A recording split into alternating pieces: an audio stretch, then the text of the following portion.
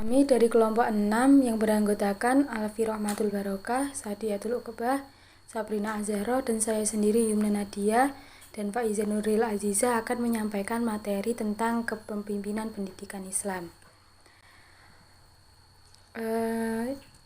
Saya akan menjelaskan tentang definisi pendidikan. Pendidikan berasal dari kata didik dengan memberi awalan pe dan akhiran kan mengandung arti perbuatan. Istilah pendidikan berasal dari bahasa Yunani, yaitu pedagogi. Kemudian diterjemahkan ke dalam bahasa Inggris, yaitu education. Dan kemudian diterjemahkan lagi ke dalam bahasa Arab, yaitu tarbiyah. Dalam pengertian yang agak luas, pendidikan dapat diartikan sebagai sebuah proses dengan metode-metode tertentu sehingga orang memperoleh pengetahuan, pemahaman, dan cara bertingkah laku yang sesuai dengan kebutuhan. Jadi, definisi pendidikan Islam adalah pengenalan dan pengakuan yang secara berangsur-angsur yang ditanamkan ke dalam diri manusia tentang tempat yang tepat dari segala sesuatu di dalam tatanan penciptaan, sehingga membimbing ke arah pengenalan dan pengakuan tempat Tuhan yang tepat dalam tatanan wujud dan kepribadian. Jadi, pendidikan ini hanya untuk manusia saja. Yang selanjutnya, definisi kepemimpinan. Kepemimpinan berasal dari kata pimpin, yaitu mengarahkan, membina atau mengatur, menuntun, dan menunjukkan ataupun mempengaruhi. Kepemimpinan berasal dari kata pimpin yang memuat dua hal pokok, yaitu pemimpin sebagai subjek dan yang dipimpin sebagai objek.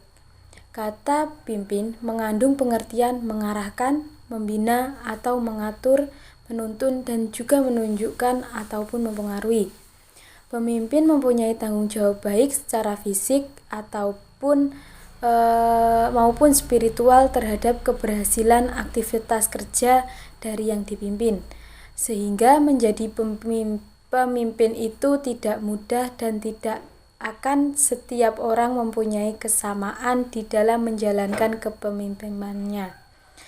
Kepemimpinan hanya dapat dilaksanakan oleh seorang pemimpin. Seorang pemimpin adalah seorang yang mempunyai keahlian memimpin, mempunyai kemampuan mempengaruhi pendirian atau pendapat orang atau sekelompok orang tanpa menanyakan alasan-alasannya. Seorang pemimpin adalah seorang yang aktif membuat rencana-rencana, mengkoordinasi, melakukan percobaan, dan memimpin pekerjaan untuk mencapai tujuan bersama. Apabila pengertian kepemimpinan dipadukan dengan pengertian pendidikan, maka akan muncul pengertian kepemimpinan pendidikan. Definisi kepemimpinan pendidikan sebagai satu kemampuan dan proses mempengaruhi, membimbing, mengkoordinir, dan menggerakkan orang-orang lain yang ada hubungannya dengan mengembangkan ilmu pendidikan dan pelaksanaan pendidikan dan pengajaran agar kegiatan-kegiatan yang diajukan dapat lebih efisien dan efektif di dalam pencapaian tujuan-tujuan pendidikan.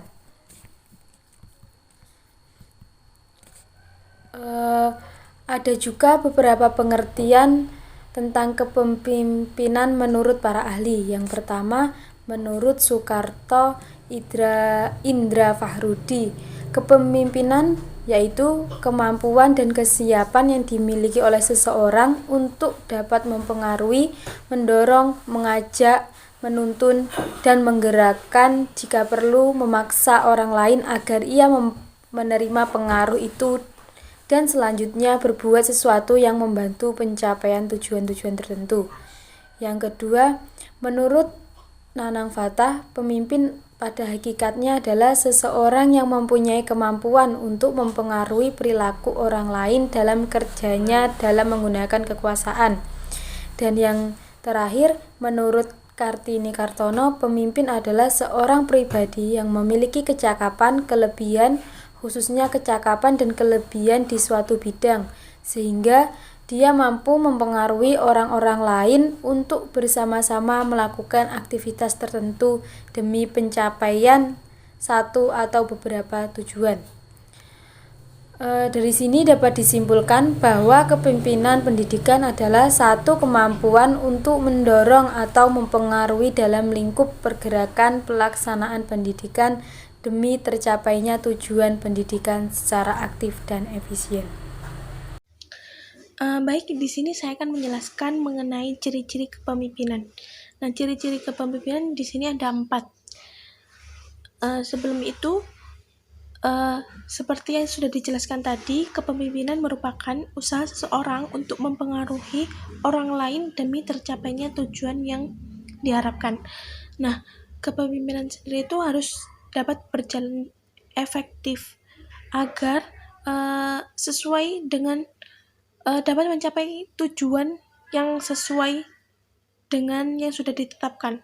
Nah, berikut merupakan ciri-ciri kepemimpinan yang efektif menurut Kate Dawes. Yang pertama yaitu intelijensinya tinggi atau intelligence. Nah, seorang pemimpin itu harus memiliki tingkat intelijensi atau tingkat kecerdasan yang tinggi yang lebih tinggi dari bawahannya, agar seorang pemimpin itu dapat memberikan arahan kepada bawahannya untuk mencapai tujuan yang sudah ditetapkan dengan kemampuan dan keterampilan yang dimiliki. Dan yang kedua yaitu seorang pemimpin harus memiliki kematangan jiwa sosial atau social maturity and birth. Nah, pemimpin biasanya memiliki perasaan atau jiwa sosial yang cukup matang agar dapat berkolaborasi dengan bawahannya atau bekerja sama dengan bawahannya, serta dapat mempunyai kepentingan serta perhatian yang cukup besar terhadap bawahannya. Yang ketiga yaitu motivasi terhadap sendiri dan hasil atau inner motivation and achievement drive. Nah, para pemimpin senantiasa pastinya kan ingin membereskan segala sesuatu yang menjadi tugasnya dan tanggung jawabnya. Dan itu sebagai perwujudan bahwa dia itu dapat mengemban tugasnya itu secara maksimal. Nah, yang keempat yaitu menjalin hubungan kerja manusiawi atau human relation ethics. Nah, seorang pemimpin itu harus dapat bekerja secara efektif dengan orang lain atau dengan bawahannya. Di sini saya akan menjelaskan tentang fungsi kepemimpinan. Fungsi kepemimpinan itu berhubungan langsung dengan situasi sosial dalam kehidupan kelompok atau pada organisasi. Dan fungsi kepemimpinan itu juga berhubungan dengan kemampuan dari seorang pemimpin dalam mengarahkan atau memimpin dan melakukan tindakan apa yang harus dilakukan oleh orang yang dipimpinnya. Jadi fungsi kepemimpinan ini berhubungan pada seorang pemimpin dalam mengarahkan dan juga berhubungan dengan tingkat keterlibatan orang yang dipimpinnya dalam melakukan tugas dalam sebuah organisasi. Hal ini merupakan kebijakan atau keputusan dari seorang pemimpin. 5 fungsi kepemimpinan yang dikemukakan oleh Faisal Rifai, yaitu yang pertama fungsi instruksi.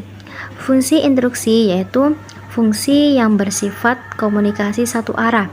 Jadi di sini seorang pemimpin itu memberikan keputusan atau memberikan arahan tentang apa yang harus dilakukan dan bagaimana atau cara untuk melakukan hal tersebut, kemudian waktu atau di mana kita melakukan hal tersebut. Jadi seorang pemimpin itu adalah yang memberikan arahan sekaligus memberikan perintah kepada orang yang dipimpinnya apa yang harus dilakukan, bagaimana melakukan dan di mana harus melakukannya.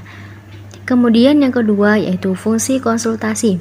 Fungsi ini bersifat komunikasi antar dua arah. Yang kedua yaitu fungsi konsultasi, di mana fungsi ini bersifat komunikasi antar dua arah. Yang pertama, seorang pemimpin dalam usahanya menetapkan sebuah keputusan. Dan yang kedua, pemimpin berkonsultasi dengan orang-orang yang dipimpinnya. Jadi seorang pemimpin dalam fungsi ini harus bisa berkomunikasi dan berinteraksi dengan baik dengan orang-orang yang dipimpinnya, karena dalam hal ini pemimpin juga membutuhkan sebuah masukan dari orang yang dipimpinnya dalam menentukan sebuah keputusan.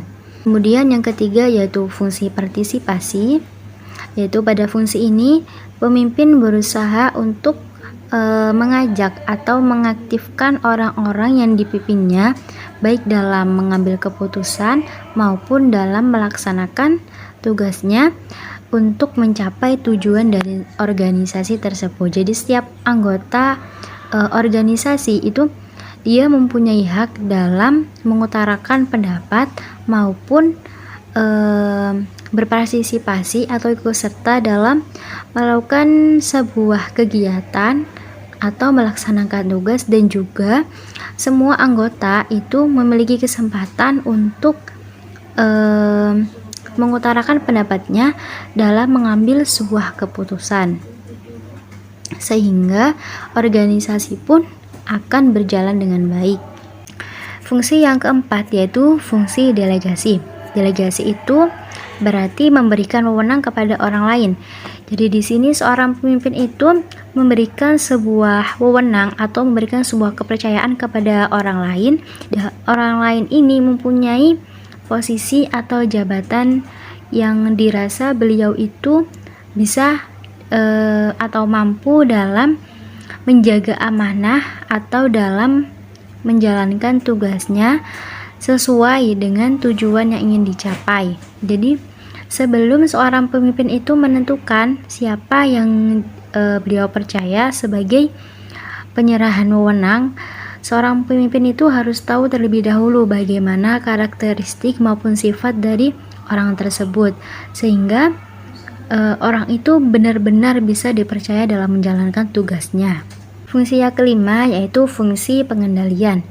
Jadi pemimpin itu harus bisa mengatur atau mengarahkan aktivitas anggotanya secara terarah dan dalam koordinasi yang efektif, sehingga organisasi itu bisa mencapai tujuan yang ingin dicapai dengan maksimal. Jadi di sini pemimpin itu harus bisa mengarahkan anggotanya untuk tidak menyimpang dari tujuan organisasi yang ingin dicapai, tujuan organisasi yang ditentukan yang sebelumnya. Jadi pemimpin itu mencegah atau melarang anggota-anggotanya untuk melakukan hal-hal yang dirasa tidak penting atau tidak menguntungkan organisasi, sehingga bisa menghalangi atau sebagai penghambat dalam mencapai tujuan organisasi. Jadi di sini pemimpin itu harus bisa mengarahkan anggotanya untuk tidak menyimpang dari tujuan organisasi. Kita harus fokus pada tujuan organisasi tersebut. Kemudian hakikat kepemimpinan dalam pendidikan Islam. Kepemimpinan dalam pendidikan Islam yaitu merupakan cara yang dilakukan seorang pemimpin untuk mengarahkan, memotivasi, mempengaruhi, atau menggerakkan bawahannya atau orang yang dipimpin untuk mencapai tujuan pendidikan yang sudah ditetapkan dan sesuai dengan kaidah-kaidah Islam. Jadi di sini menurut pendidikan Islam yaitu kepemimpinan itu usaha seseorang dalam mencapai tujuan pendidikan yang sesuai dengan syariat-syariat Islam. Nah, Islam sendiri mengajarkan bahwa kepemimpinan itu berarti suatu kegiatan menuntun, membimbing, memandu, dan menunjukkan jalan yang sudah diridhoi oleh Allah Subhanahu wa taala dengan maksud dapat melahirkan kemampuan individu atau kemampuan orang yang dipimpin itu dapat menjalani kehidupannya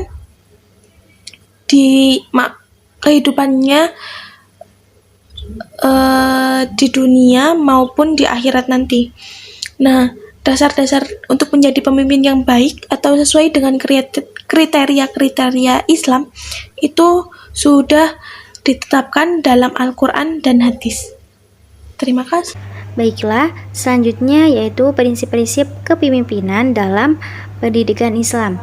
Sebagai manusia, kita adalah sebagai khalifah di bumi ini, yaitu kita sebagai pemimpin dalam mengelola bumi, dalam menjaga bumi, dan juga melestarikan bumi ini yang nantinya akan dipertanggungjawabkan di hadapan Allah. Jadi sebagai pemimpin kita itu juga ada prinsip-prinsip kepemimpinannya, yaitu dalam pendidikan Islam ada yang pertama amanah. Amanah artinya sesuatu yang dipercayakan atau dititipkan kepada orang lain. Jadi amanah itu sebuah kepercayaan yang diberikan kepada orang lain yang dirasa mampu diberikan sebuah kepercayaan. Jadi seorang pemimpin itu benar-benar harus amanah dan juga ikhlas dalam menjalankan tugas maupun wewenangnya. Karena nantinya seorang pemimpin itu juga akan dimintai pertanggungjawaban di hadapan Allah. Jadi, semisal kita sebagai seorang pemimpin, kita sudah dipercaya oleh orang lain untuk bisa melakukan sesuatu tersebut. Tapi kita itu berkhianat, kita tidak melaksanakan amanah tersebut dengan baik. Jadi itu tidak termasuk prinsip dari seorang pemimpin. Jadi seorang pemimpin itu harus amanah dan juga bisa dipercaya oleh orang-orang lainnya. Kemudian yang kedua yaitu adil. Adil artinya sama berat dan tidak berat sebelah atau tidak memihak. Jadi kita sebagai seorang pemimpin tuh kita tidak boleh pilih kasih kepada orang-orang atau anggota kita.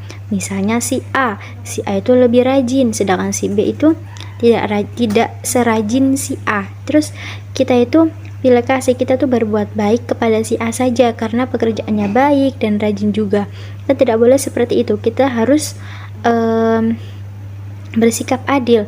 Kita harus baik kepada si A dan kita juga harus baik kepada si B, meskipun si B itu kerjanya kurang baik atau tidak serajin si A, tetapi kita seorang pemimpin itu juga bisa memberikan arahan kepada si B supaya kerjanya itu juga bisa lebih rajin lagi, sehingga kita itu tetap bisa bersikap adil. Kita tidak boleh membanding-bandingkan, kita tidak boleh berat sebelah. Kita tidak boleh memihak si A yang lebih rajin daripada si B, tetapi kita harus tetap sama-sama memperlakukannya sebagai anggota dari organisasi. Kita sebagai seorang pemimpin itu juga merupakan suri tauladan dari anggota-anggota kita. Jadi kalau kita itu menunjukkan sikap yang baik, kita juga bersikap adil kepada semua anggotanya, maka orang-orang yang kita pimpin itu juga bisa meniru kita. Orang-orang yang kita pimpin itu meniru kita. Kita itu dijadikan sebagai contoh bagi mereka. Jadi kalau kita berbuat baik, maka orang yang kita pimpin juga akan berbuat baik. Kalau kita berbuat adil, maka orang yang kita pimpin juga berbuat adil. Begitu. Selanjutnya yaitu musyawarah. Musyawarah adalah pembahasan bersama dengan maksud mencapai keputusan atas penyelesaian masalah, perundingan maupun perembukan. Jadi sebagai seorang pemimpin, jika dalam sebuah organisasi atau instansi yang kita pimpin itu terdapat masalah, kita tuh harus menyelesaikannya dengan cara baik-baik, yaitu dengan cara musyawarah. Apapun masalahnya itu harus dirembukan dengan cara yang damai. Kita tidak boleh menggunakan cara-cara yang dapat merusak persaudaraan dari semua anggota organisasi. Kita harus menyelesaikan semuanya dengan musyawarah untuk mencapai keputusan yang mufakat dan juga bisa diterima oleh semua anggota kelompok atau anggota organisasi, meskipun nantinya ada pendapat yang tidak sesuai dengan yang ada keputusan yang tidak sesuai dengan pendapat yang kita utarakan. Jadi apa yang menjadi keputusan itu tidak sesuai dengan apa yang kita inginkan. Kita tuh harus tetap menjalankan keputusan tersebut dengan ikhlas dan juga tidak merasa bahwa keputusan yang diambil itu ada keputusan yang buruk. Jadi keputusan itu merupakan keputusan yang merupakan hal yang terbaik bagi semua anggota organisasi, dan kita juga harus melaksanakannya. Kemudian yang terakhir yaitu amar ma'ruf nahi mungkar, yang artinya mengajak untuk melakukan kebaikan dan melarang pada perbuatan yang tidak baik. Jadi seorang pemimpin itu harus bisa mengajak anggotanya untuk berbuat baik dan juga melarang mereka untuk berbuat yang tidak baik. Berbuat yang baik pun kita juga akan mendapatkan balasan dari Allah, yaitu pahala, dan kita juga mendapat nilai-nilai positif dari orang-orang lain apabila kita berbuat baik. Sedangkan kalau kita mencegah atau melarang seorang untuk melakukan tidak baik, itu juga tidak hanya bermanfaat bagi kita, tetapi juga bermanfaat pada orang yang kita larang juga. Karena orang yang berbuat tidak baik itu pastinya akan mendapat nilai-nilai negatif dari orang lain, dan juga mendapat sebuah balasan, yaitu berupa dosa. Baik, selanjutnya saya akan menjelaskan mengenai teori kepemimpinan. Yang pertama yaitu teori sifat. Menurut teori ini, seseorang dapat menjadi pemimpin apabila memiliki sifat yang dibutuhkan oleh seorang pemimpin. Titik tolak dari teori ini yaitu keberhasilan seorang pemimpin itu ditentukan oleh sifat kepribadiannya, baik secara fisik maupun secara psikologis. Nah, menurut teori ini, keefektifan pemimpin itu ditentukan oleh sifat, perangai, atau ciri kepribadian yang bukan saja bersumber dari bakat, tetapi dari pengalaman dan dari hasil belajar. Menurut Chester, terdapat sifat-sifat pribadi yang dimiliki oleh seorang pemimpin, di antaranya yaitu fisik, kecakapan atau skill, kemampuan dalam pemanfaatan teknologi, pengetahuan, daya ingat, dan pemikiran ke depan. Jadi, teori sifat ini adalah teori yang mencari sifat-sifat kepribadian seseorang, sosial, fisik, atau intelektual yang membedakan antara pemimpin dan bukan pemimpin. Menurut teori ini, kepemimpinan itu dibawa sejak lahir atau merupakan bakat bawaan. Misalnya, ditemukan adanya sifat-sifat yang membedakan antara pemimpin dan bukan pemimpin, seperti ambisi, kejujuran, integritas, keinginan untuk memimpin, dan kecerdasan. Jadi, menurut teori ini, keberhasilan seorang pemimpin itu diletakkan pada kepribadian pemimpin itu sendiri. Namun, teori sifat ini tidak dapat memberikan bukti dan adanya indikasi kesuksesan seorang pemimpin. Yang kedua yaitu teori tingkah laku. Menurut teori ini, keberhasilan seorang pemimpin itu sangat tergantung pada perilakunya dalam menjalankan semua fungsi-fungsi kepemimpinan. Perilaku kepemimpinan tersebut tampak dari cara melakukan pengambilan keputusan, cara memerintah, cara memberikan tugas, cara berkomunikasi, cara memotivasi bawahan, cara membimbing, cara menegakkan disiplin, cara menegur, dan cara memimpin rapat. Teori tingkah laku ini muncul antara tahun 1940-an hingga 1960-an. Teori ini mengacu pada tingkah laku tertentu yang membedakan antara pemimpin dan bukan pemimpin. Berdasarkan teori ini, kepemimpinan itu dapat diajarkan, bukan bawaan dari lahir. Maka dengan teori ini dapat melahirkan pemimpin yang efektif. Nah, untuk melahirkan pemimpin yang efektif tersebut bisa dengan merancang sebuah program khusus. Teori yang ketiga yaitu teori great man atau bisa disebut dengan teori orang hebat. Teori kepemimpinan ini menyatakan bahwa kepemimpinan yang hebat itu memiliki sifat kepemimpinan yang terbawa dari lahir. Jadi bukan karena dibentuk. Teori ini memandang bahwa seseorang akan menjadi pemimpin karena keturunan dan dia telah dilahirkan dengan membawa bakat kepemimpinannya. Menurut teori ini, seorang pemimpin besar itu terlahir sebagai pemimpin yang memiliki berbagai ciri-ciri individu yang sangat berbeda dengan kebanyakan manusia lainnya. Ciri-ciri itu meliputi karisma, intelijensi, kebijaksanaan, dan dapat menggunakan kekuasaannya untuk membuat berbagai keputusan. Karisma sendiri menunjukkan kepribadian seseorang yang dicirikan oleh pesona pribadi, daya tarik, dan disertai dengan kemampuan komunikasinya. Menurut Carlyle, pemimpin besar itu akan terlahir saat dibutuhkan oleh situasi sehingga para pemimpin ini tidak bisa dibuat.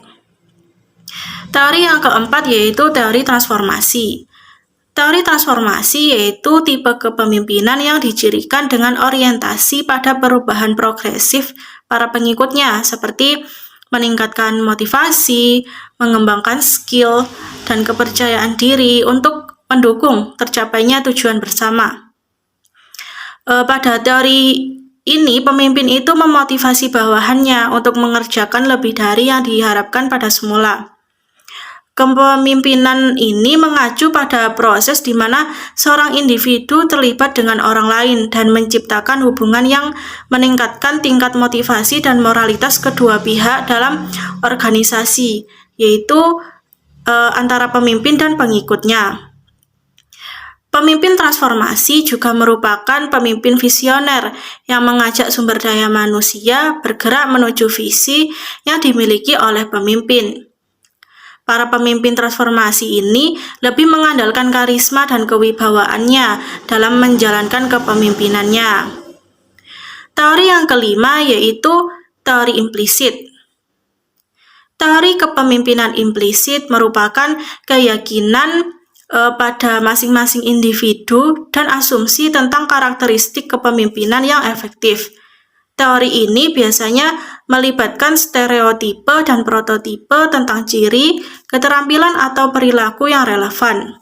Tujuannya adalah untuk membedakan para pemimpin di antara berbagai jenis pemimpin, misalnya manajer, politikus, perwira militer, dan pemimpin lainnya. Yang terakhir yaitu teori kepemimpinan karismatik. Tipe kepemimpinan karismatik dapat diartikan sebagai kemampuan seorang pemimpin dalam menggunakan kelebihan sifat kepribadiannya dalam mempengaruhi pikiran, perasaan, dan tingkah laku orang lain. Kepemimpinan karismatik ini juga bisa diartikan sebagai sikap seorang pemimpin yang mempunyai kualitas pribadi yang kuat dan memberikan efek yang luar biasa kepada para pengikutnya dengan memiliki orientasi kekuasaan yang sosial dengan cara menekankan internalisasi dari nilai-nilai bukan dari identifikasi pribadi serta keyakinan yang dimiliki individu untuk mencapai performa yang luar biasa. Baik, di sini saya akan menjelaskan tentang metode kepemimpinan dan juga teknik pendekatan kepemimpinan dalam pendidikan Islam. Yang pertama, metode kepemimpinan. Apa itu metode kepemimpinan? Yaitu cara yang dilakukan seorang pemimpin dalam memengaruhi, menggerakkan, dan memberikan motivasi kepada bawahannya dan orang sekitarnya agar pelaksanaan pendidikan lebih efektif dan efisien. Banyak sekali pemimpin memiliki kualitas dari aspek karakter dan integritas seorang pemimpin, tetapi ketika menjadi pemimpin formal justru tidak efektif sama sekali karena tidak memiliki metode kepemimpinan yang baik. Menurut Ord Whitehead, Mas Yono tahun 2015 mengemukakan metode kepemimpinan adalah sebagai berikut. Yang pertama, memberi perintah.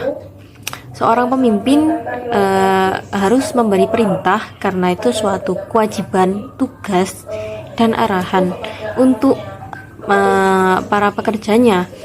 Karena jika tidak ada arahan, maka pekerja tersebut akan amburadul dan tidak tahu mana yang akan dikerjakan. Yang kedua, memberi celaan atau pujian. Maksud celaan yang berupa teguran tetapi secara pribadi atau empat mata dan tidak terbuka di depan banyak orang. Celaan ini bertujuan agar orang yang melanggar atau berbuat salah sadar dengan kesalahannya dan tidak diulangi lagi. Seperti ada seseorang pekerja yang melakukan kesalahan.